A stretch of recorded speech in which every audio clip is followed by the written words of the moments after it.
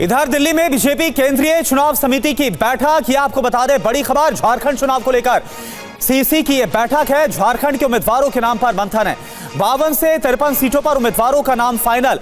PM Modi, Amit Shah, JP Nadda इस बैठक में मौजूद रहेंगे। तो झारखंड को लेकर इस वक्त खबर जिस तरीके से सामने आ रही है, झारखंड पर बीजेपी के मंथन के बारे में पहले जान लीजिए, क्योंकि 52 से 53 उम्मीदवारों के नाम तय माने जा रहे हैं। 12 से 13 उम्मीदवार जेपी नड्डा फाइनल करेंगे और 2 दिन में पहली सूची भी सामने आ सकती है। हालांकि सहयोगी दलों से चर्चा के बाद फाइनल मुहर जरूर लगेगी, लेकिन सीट बंटवारे के बाद ही जिस तरीके से पहली सूची आएगी, किस फॉर्मूले के तहत इस वक्त फैसले लिए जा रहे हैं, हमारे सहयोगी आमोद से इसको लेकर करूंगी सवाल। उससे पहले पहली सूची में करीब 35 उम्मीदवारों के नाम संभव बताए जा रहे हैं। आमोद जी, किस लिहाज से इस वक्त सेटलमेंट हो रहा है, किस फॉर्मूले के तहत फैसले लिए जा रहे हैं?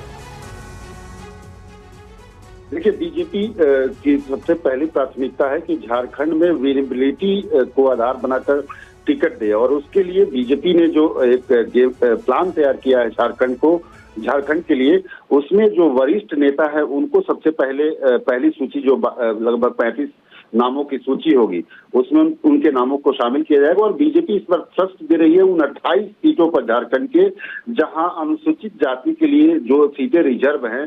बीजेपी पिछले विधानसभा चुनाव में 2019 के विधानसभा चुनाव में सिर्फ 2 ही सीट वहां से जीत पाई थी, लिहाजा इस पर ज्यादा ट्रस्ट है कि एसटी जो सीट है, जो अनुसूचित जनजाति की ये सीट है, वहां ज्यादा बेहतर परफॉर्म किया जाए। और इसके लिए जो पहली सूची जारी होने जा रही है, उसमें वहां के उम्मीदवारों की नामों की घोषणा ज्यादा प्रमुखता से की जाएगी। इसमें मैं अगर बात करूं तो जो वहां के प्रदेश अध्यक्ष हैं बाबूलाल मारंडी, उनको धनवार से टिकट दिया जा सकता है। और चंपाई सोरेन जो काफी चर्चा में रहे पिछले दिनों, जेएमएम छोड़कर आए थे, उनको सरायकेला से, और उनके पुत्र को बाबूलाल सोरेन जो उनके पुत्र हैं चंपाई सोरेन, उनको घाटशिला से टिकट दिया जा सकता है। तो इस तरह से बीजेपी जो एसटी सीट है वही उस पर ज्यादा ट्रस्ट कर रही है।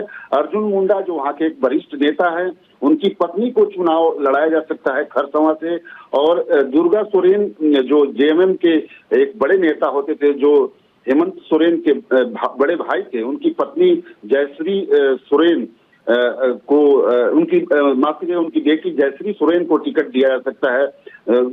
मधु कोड़ा की पत्नी गीता कोड़ा को टिकट दिया जा सकता है। तो इस तरह से जो आदिवासी बेल्ट है उस पर ज्यादा फोकस बीजेपी इस बार कर रही है।